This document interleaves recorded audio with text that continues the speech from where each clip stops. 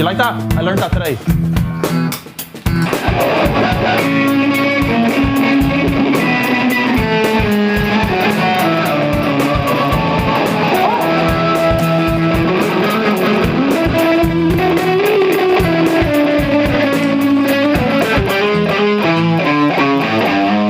People are just diving further into the popularity contest of Spotify, to look attractive to a booker or to an agent of any sort or to a label, you need to get all these millions of streams to look attractive in the first place for them to work with you. It's like all your work, you're doing all the work anyway, and then you're doing all the work, and then you're doing all the work. So true. like, what's the crack? Like, you know, it's.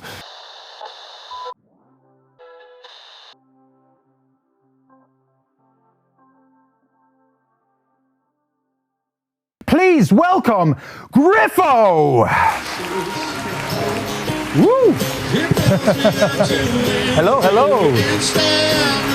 Say hello to everybody! And there's our round of applause, our in-house audience always being... Hello. Is this the mic I'm supposed to be using, yes? That's the mic you're supposed to be using. Okay, cool. So great to have you. I mean, we spoke... okay, Griffo's heading off. See you later, lads. See you later, Griffo. Okay, take it easy. That was great. That's it. That was great crack. That's it, we're good. We're all right. And he's back. But so great to see you, because we chatted, like we did the Mars Live thing, not like at the start of the year. We had a bit of a 2D chat, which is totally different than face-to-face, Yes, isn't it? indeed. Like it's so nice to actually chat to you again and just kind of do this, because it's like, we've already chatted a good few times, right? Little bits, I always felt like there was more we could chat about. Well, there's more we can do. There's always more we can chat about, you know? I think so. And you're a man of many talents. You've been around. Our lobster, as they say. Well, there you go. But you've done so much in the music scene over the past few years. Like it's so impressive, and it's a pleasure to actually just have gotten to know you in the last year. It's mad we only kind of just met, really, just about a year ago, I'd say. But I'm learning more and more about you and how much you've kind of done in the music industry. You're such a busy man now. Like, how's things going for you now? Like, what have you been up to? Yeah, things are very different for everybody now, I suppose. After that crazy couple of years, it's given me such a shock that I've kind of almost jumped ship out of the production world, and I'm back in college now, full time, doing a degree in media production, just to make avail of more time to be vocational and be the musician I want to be, you know. So there's just over the last 15 years, the swords of my, you know, skill set versus my vocation have been crossing too often, and it's hard to commit to one or the other. So I'm going to give myself a real kind of, you know, in earnest, solid time to be a musician and be vocational. Is that yourself saying that to you, or is it something that you see that people in the industry are demanding of you? Like, how do you see it wouldn't be that? demanded of me, but I'm demanding it of myself for starters, because it's just like I'm going on 25 years in the industry now, and I'm only starting to cook some music and really starting to break through into, you know, viable projects now, instead of traipsing around town gigging, you know, like a lunatic for nothing all the time. So, but as far as, you know, if there was ever any writing on the wall, the last couple of years has shown us that, you know, as a technical production manager and as a, you know, festival organizer and a founding member of an independent festival, it's just, you don't know what's going to go on out there, and there's so many different saturation points and so many different kind of curveballs that come at you. I'm just looking for a bit of security, and you know, I think I owe it to myself and to people who are into my music or what have you, if you're out there at all into my music. I'm sure a lot of people I are. should go and commit to my music and the type of people I want to play with and the people I get to share stages with, as whether it's a session musician or with my own projects, as in, you know, New Secret Weapon are going a long time, and now this brand new little project I have cooking, Gaolbyrd, is kind of fresh and exciting. So I'm just glad to be on this side of the sound desk for a change. Yeah. I'd say it's a different kind of, like, do you do interviews much, or is it something that you've kind of done a little bit? No, it's something I've kind of avoided, like the plague, for a long time. Well, thanks so much for get hammered and do a few ninja rolls around the floor or something like that. Great. Well, we might do that in our fun segment. You never know. We do have a dancing segment sometimes as well, the odd time. So I don't know if you're into dancing. Beautiful. Everyone knows I love me dancing. Like. Yeah. No, that's great. Like, and so Gaolbyrd. Speaking about the new project, the lockdown project. Like, what kind of, like, did New Secret Weapon come back together kind of before that, and then you wanted to add this sort of to the list, or was this something before New Secret Weapon kind of came back? Yeah, well, the nature of being a songwriter, or you know, someone who writes music in general, you know, songs tend to follow you around like a bad smell, and if you don't have the outlet or the band or the people to bounce them off, you're banging trouble, like, you know, with the sheer volume of music. So New Secret Weapon has been cooking a long time, and that's like a beautiful project of co-writing, you know, amongst my absolute best friends that were like, now we have a global management behind us, so the decision-making process and the type of things that New Secret Weapon are cooking for the tail end of this winter and into 2022 are, you know, very much a, you know, specific kind of agenda and very precious kind of nature to how we're going to go about executing it. Whereas I get to be prolific with Gaolbyrd and actually just bash the material out there, because like even the lockdown alone produced something like 100 and odd demos, like, and I did some modules in the DAW world of Ableton Live. I clocked that, and now it's a total different universe again. So I'm writing. I nearly have to stop writing because it's a full-on identity crisis I keep building for myself, like, you know. So to answer your question, Gaolbyrd is kind of that outlet to stave off that kind of madness, like, you know. I mean, 100 tracks. I mean, that sounds like you had a lot inside you to kind of to release out. And are you planning on putting anything officially on Spotify soon? Is it going to be a couple of albums? It sounds like. Yeah, well, there's the bodies of work are there, and the Gaolbyrd project itself is going to manifest into 3 or 4 different kind of secular things. It's going to, you know, it's. Yeah, as I said, it's a non-genre typical kind of scenario. So, but I have 2 players that I'm playing with at the moment, and 3 actually wind as well. So Chris Conn from Solar Bears and Rocket Surgery, and Leo Dresden, and he plays with the Dead Fox Sisters. He's one of my favourite drummers on the planet. He's playing with me now, and he's fantastic. Phil Deadly from the old The Ridiculous All Stars and Hell, and Catch a Fire, and a few different outfits. Me and him can read each other like books, so it's really exciting kind of project just to be able to kick out the jams and sit into a groove. Whereas, you know, the New Secret Weapon project is kind of really high octane, you know, balls to the wall kind of wrestling songs across the finish line, whereas this Gaolbyrd thing is a little bit groovier, like, you know. Is Gaolbyrd kind of like you would be kind of in your, what do you call your studio at home? Do you have a name for that? The Nest. The Nest, right? Yeah. I remember you said you had a name for it. So it's obviously very your comfort zone, your comfort space, it's right? Literally my nest. Yeah. So do you work on your own then on the Gaolbyrd stuff and then produce it to the musicians? Is it different then with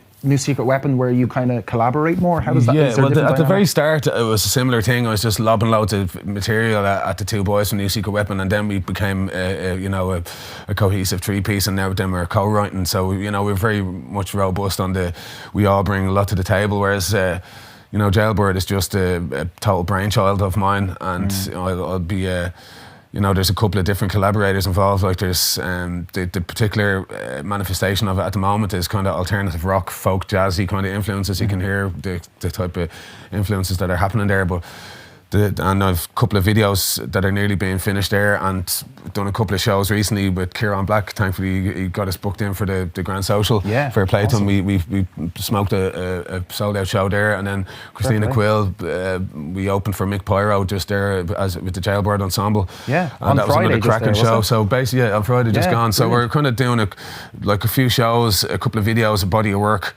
and then onto the next manifestation of Gaolbyrd, but with the same outfit. So the next one is kind of more trip hoppy, kind of R&B kind of orientated. And I'm working with Conan Wynn from Contour on that, and the same guys, Phil Deadly and Chris Conn, you know. Awesome. It sounds like you're travelling through kind of, like, there's no genre limit then. Exactly, and it just staves off the kind of identity crisis of having to, like, where does this music fit? So we're kind of, there's just different cycles of how it's going to manifest. It's kind of the way, you'll see what I mean, but I'm late into 2022. Yeah, because I mean, I've listened to some of your stuff, mostly through live streams actually, really, the Gaolbyrd stuff, of course. Obviously New Secret Weapon as well.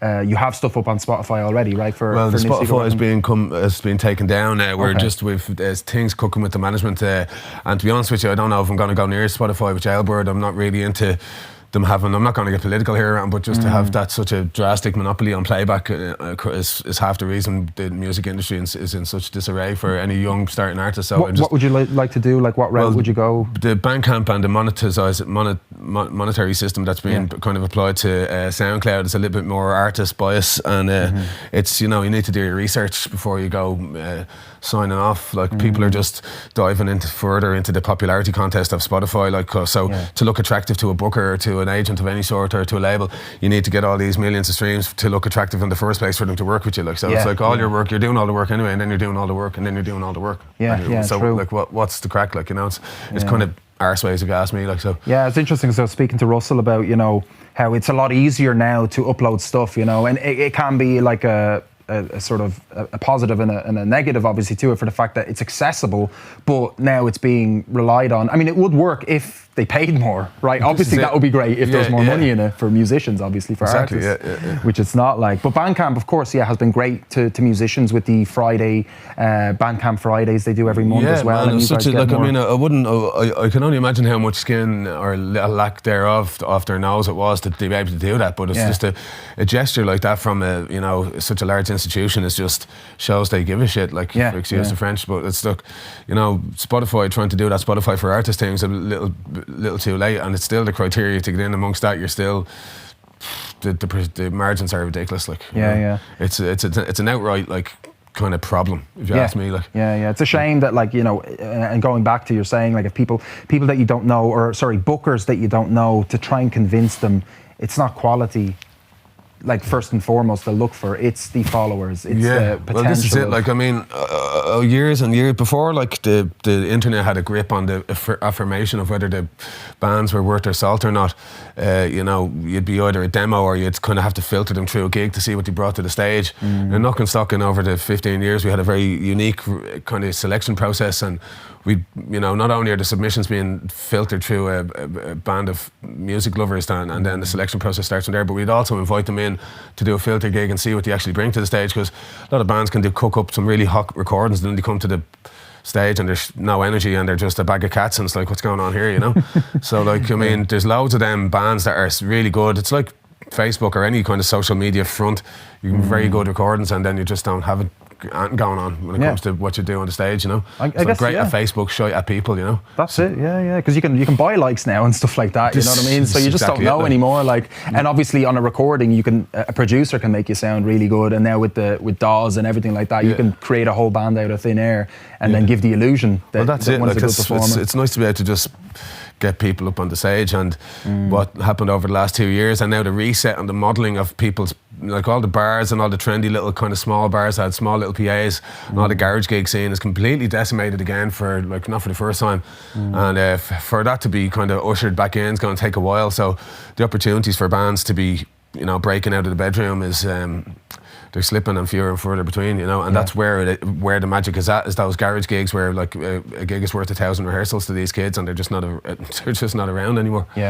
Someone's going to have to do something about that, like. Yeah, hopefully. And I know, like, there was a bit of a positive note, a bit of a silver lining to the pandemic, of course, where, like, we saw how little music and the entertainment industry was appreciated, with obviously the actions and restrictions and lack of sort of care for the industry for so many months, really, until eventually there was a bit of funding put in, but still, like you were saying, like, a little bit too late as well, and perhaps it's not enough. Like, it was amazing to see the nature of who like the governing bodies and the so-called powers that be kind of introducing these patchwork quilt of solutions to problems that were screaming at us for years and years before that. Like, I mean, the Irish arts are just, the lack of support is outrageous, and compared to our neighbours over in the UK or the Netherlands or anywhere else for that matter.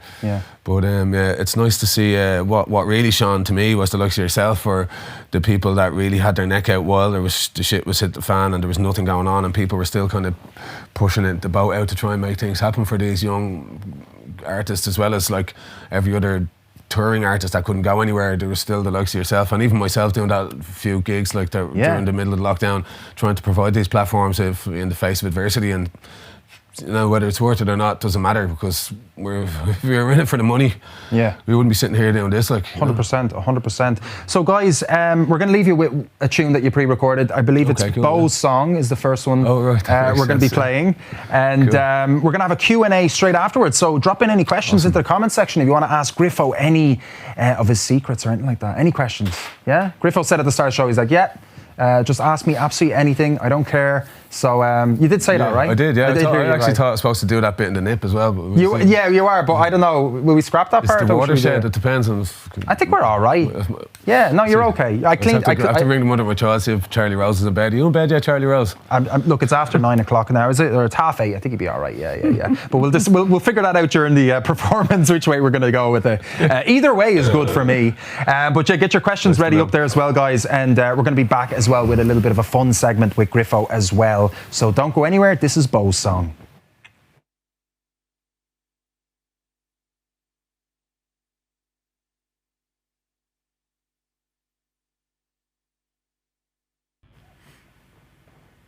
And welcome back, guys. That was awesome. Gaolbyrd and their song, Beau's Song. Don't forget as well that all the details to Gaolbyrd's page is in the description. So if you're not following them now, follow them right now. Click on that link. It's not going to jump you out of the stream if you're on your PC or laptop.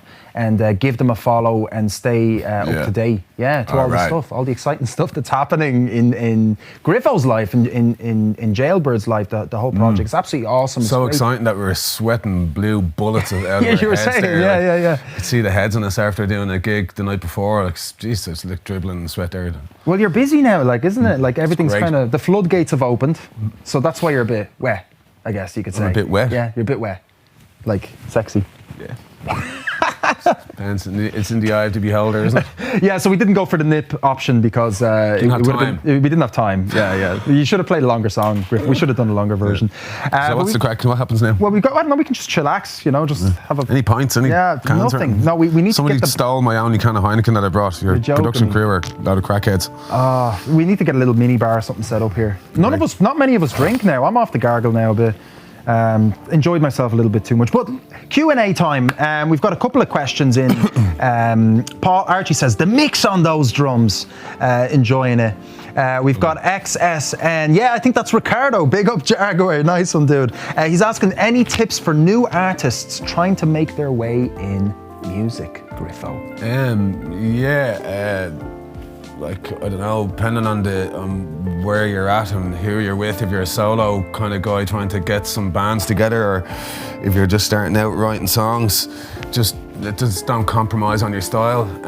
Try and be as true to yourself as you possibly can, and kick in as many doors as you can, trying to get those gigs and get to know some promoters. Go out to gigs, meet people at gigs, support your friends, bands.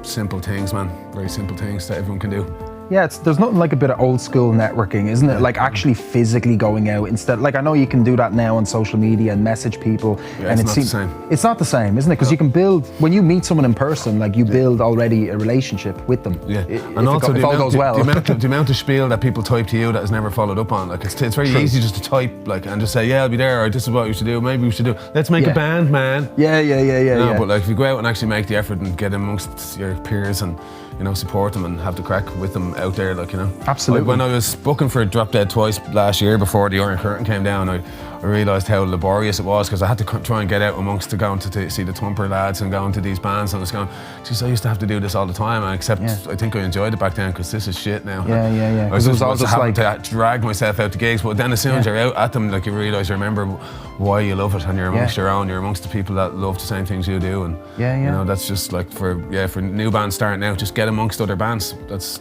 probably the most simple, best bit of advice. Great advice. Do you have any do you have a top 5 of independent artists that you like, or any art, or it doesn't have to be independent, I guess, just and maybe it's not right to say top 5. Is there any kind of that you kind of tickle your fancy right now, maybe? There's just so many. I don't know. I was mixing some R&B act the other night, a front of house job I did for Unique UNQ. Absolutely outrageous artist. Rob DeBoer's doing a super slick kind of funky stuff as well. But on the heavier end of things, the Last Vinci, those guys are about to start breaking waves now. Yeah, they're releasing an album. They released an album today, or I think they just dropped up some sort of an EP or something. Yeah. I think Rebecca's taken them on as management, she's so fair play to her. Yeah. On the folk rock scene, Dovely is making waves. She's doing great stuff. I've got obviously an affiliation with some serious outfits there, like the Panic Attacks. One of my closest pals, Rob Walsh. He's writing the most visceral, hard-hitting material that's speaking to people out there at the moment. You just won't beat them for honesty. Reentrench and Scan, Afghanistan are the Deaf Brothers. They're producing most of the best stuff to come out of Ireland right now, down from the Meadow Studios. Girl Band are flying the flag across the globe, basically for Irish noise bands.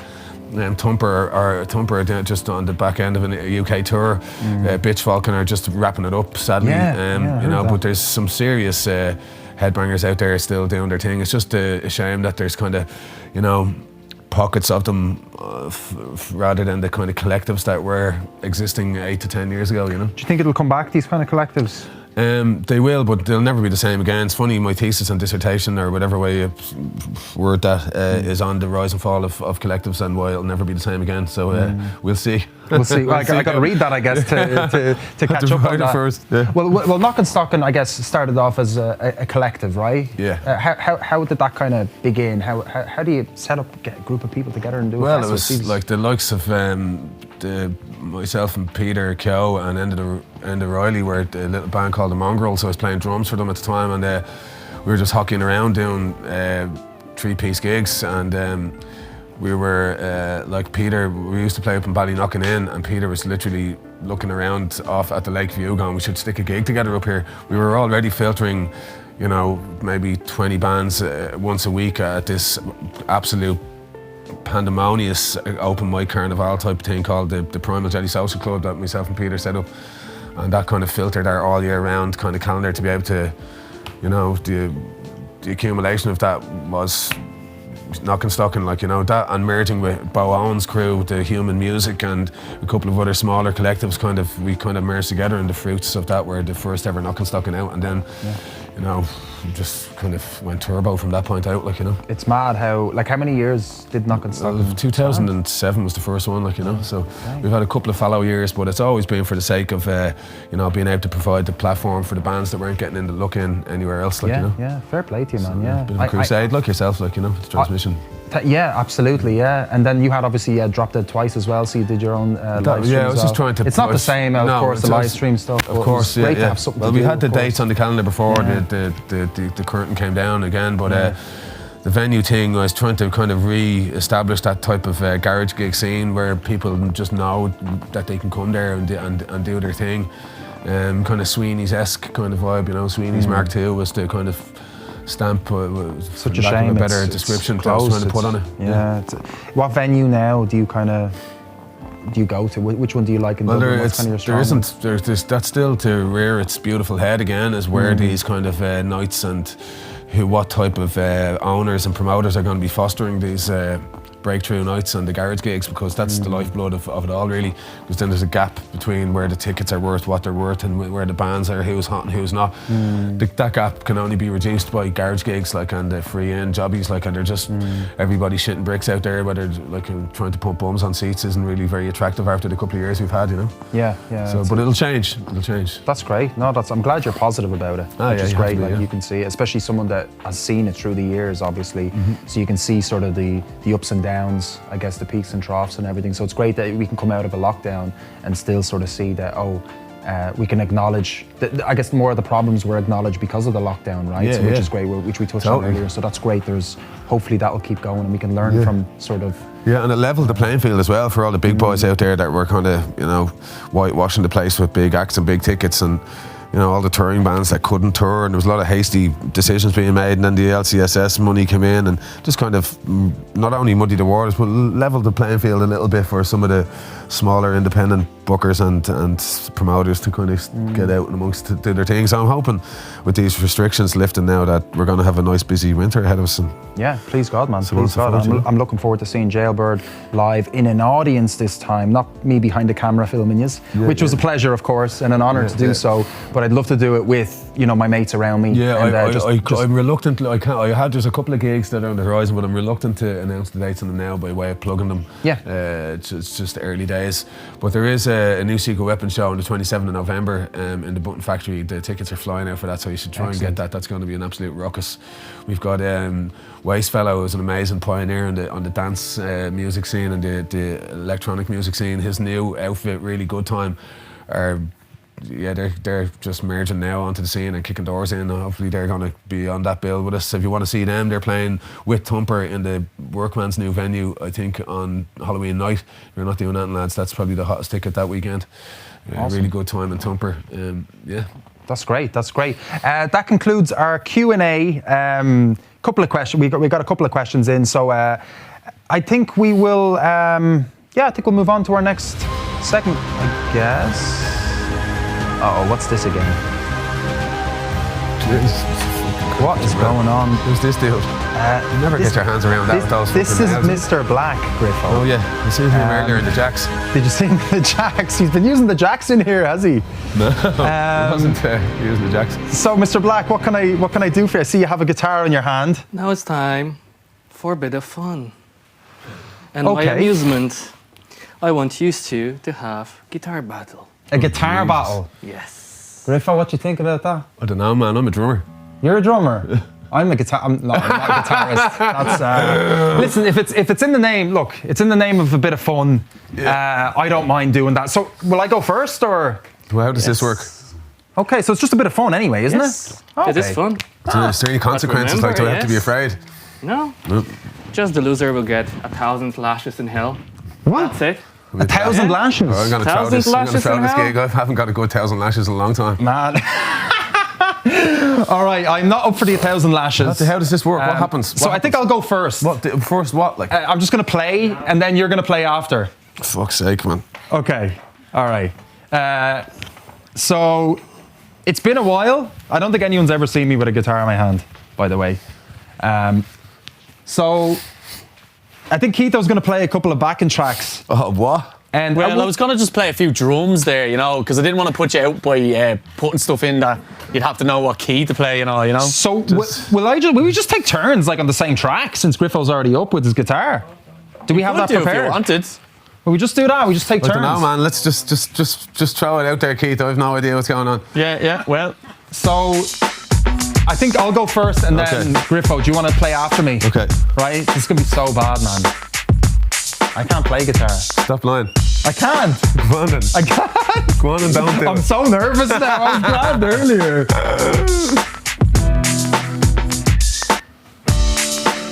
Yeah.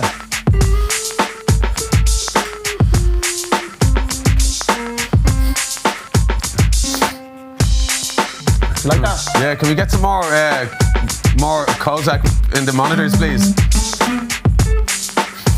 Right? Check this out, Griffo. All right. Give us some more of that backing track. All right, let's get Griffo in. That was pretty pathetic. All right, here we go, Griffo.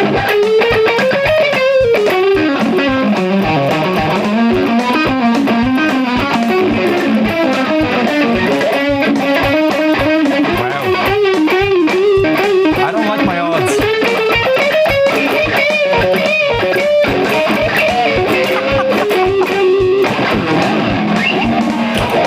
All right, what's that? Next. Keith, on the ball. Like my solos there. They're a little bit sloppy. Not bad, Dave. You're getting in there with the solos, huh? This Yeah. is Morto. Yeah, he's Mortifying. Morto, yeah. Well, I have a few more there. I have a smile on my face, but it's You would give me covering the my like mortification. two-step fucking rootsy blues thing, whatever that was. Like,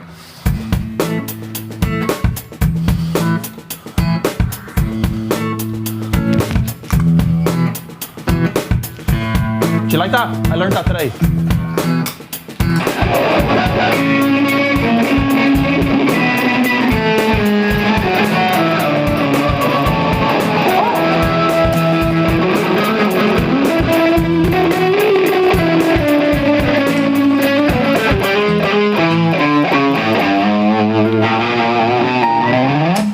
right, what do I have to do?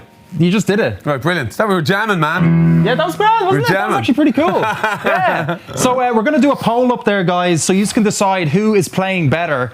Is that even a question? But will we do one more? And Josh, if you want to put that...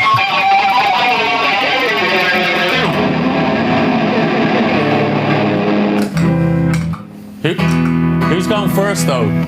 Well, I can just go first again, because I don't know anything. Whoa, we're all So going Griffo can getting just, mad like, what into is it, this? Harry. Go on.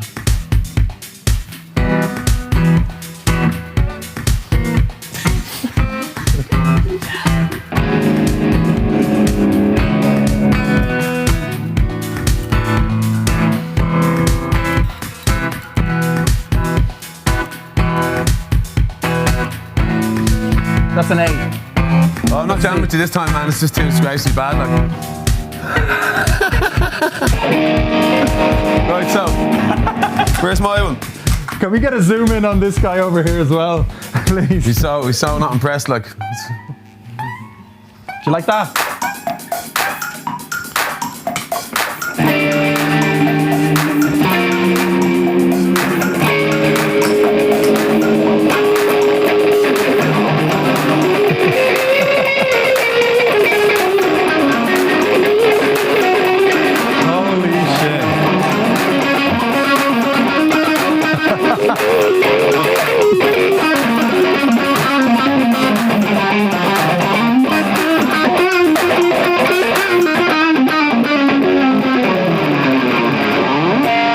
That's easy. I hate lead guitar. That's easy, man. Check this. Oh, dude.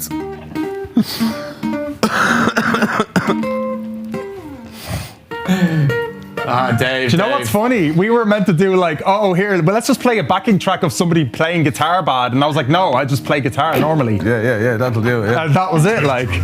All right, I think we're done. Griffo, fair play to you for... Appreciate that. That was great crack. Our very first guitar battle on Transmission TV. You've been dominated. I have been actually dominated. But that was just a bit of fun, right? Indeed. He's Now it's I'll take the lashes though if they're gone. Like, exactly. yeah, I'll take the lashes. That was a joke, obviously, right? No. It's time for your What's it? payment. Oh, my man. Can I give them or can I take them or what's going on? What you mean? It's his turn. He's going. We swap back into our normal position.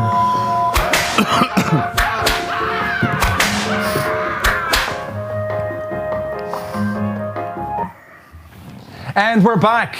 Thanks so much, Griffo, for doing a bit of Lashes. that. Did you enjoy that, did you? No, it's terrifying. I hate playing guitar. Do you? Fucking sick of playing You guitar. looked like you were in your element, and my back's a little sore. Look, bit I of got crack. Shredder's block. That's what it's Did called. you, yeah? Yeah, it's just like, ugh. Man, that was unbelievable. Like, that was fantastic. I mean, you were comparing it to me, so I guess that's not saying too sweet much. deal, Like, yeah. Thanks very much for that. I probably should have prepared something, to be honest. But listen, Griffo, it's been an absolute pleasure to have you, brother. So good to see you in the flesh. Thanks, Again, like I could see definitely a little bit more of you. I definitely want to see you, of course, live. I'm dying to see New Secret Weapon live and Gaolbyrd. Really, really can't wait. I'm going to try and make that Button Factory gig in November, of I'll course. roll out the guest list for all the crew Dude, here. like, that's yeah, the- 100% Jesus. Transmission TV plus 20. That would be an absolute door. honour, dude. You don't even have to do that. Like, we'd be happy to support you guys. Really, really want to see the two bands live. Is there anything you want to tell our audience before we love you and leave you? And you can tell them to this camera over here. Yeah, just look out for. I think I'm opening for Andy on the 12th of November. I'm doing a stripped back two-piece Gaolbyrd set with myself and Jane Pomplius on the fiddle. So that'll be an acoustic kind of Gaolbyrd setting. Beyond that, I've got a beautiful animated video dropping for one of the songs. Des Garvey spent months and months doing an animated video accompanying one of my songs. It's going to be on Bandcamp and on YouTube. It's going to get its premiere through one of the outlets. I'm not sure whether it be Hot Press or Golden Pleck. There's actually two videos for this current body of work, and it'll be dropping like this side of Christmas to get the stocking fillers in for the few bob. Nice. And beyond that, New Secret Weapon 27th of November. And then it's Awesome. 2022, isn't it, mate? Loads of stuff happening, guys. And of course, once again, Griffo's information is in the description there. So do check it out. Gaolbyrd's Facebook page. And so much stuff happening in Griffo's life right now. So I'm absolutely delighted to hear that, Griffo. We've got 2 more tracks from Gaolbyrd to play. Can't wait to play them right now. Cool, And the don't big go sweaty anywhere. head on me. Yeah. Well, look, I mean, it adds to the hangover. reality, which is absolutely Me and fantastic. Chris woke up to find his car clamped in the middle of town. I remember somewhere, that, and then we were man, yeah. scarping across, and between being still steaming drunk and sweating the devil's whatever out of me, like you can see it clearly on the video takes there, it's like sweating bullets. You played an absolute stormer, though, I have to Fun say, times. man. So Thanks, it was an lads. absolute pleasure recording you, and it was just a privilege to have you in this studio very to much. record you, brother. So much appreciated, Thanks, dude. really do. So guys, don't go anywhere as well. Of course, we're going to decide on our winner as well. We've got like a €50 voucher to give away. We got some coffee vouchers and stuff, courtesy of the wonderful Bump and Grind. Do check them out as well on Instagram.